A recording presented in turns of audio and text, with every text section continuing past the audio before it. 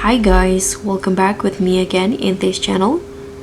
So in today's video, I'm going to show you how you can get this aura boat in Fish It Roblox.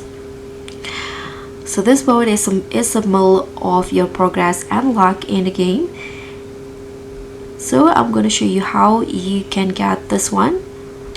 So first, on the Fisherman Island, you just need to talk to the aura kid in front of the skin crates. In here there will be standing this aura kid, and this is the quest that you need to do, but you need to first reach level 200 to be able to follow this quest. So talk to the aura kid to get started, and there are 3 missions that you need to finish. The first one, you need to catch 10,000 fish and catch 100 epic fish, and last one, you need to get this crystal crab, and after that, when you finish all that, you can get the aura boat.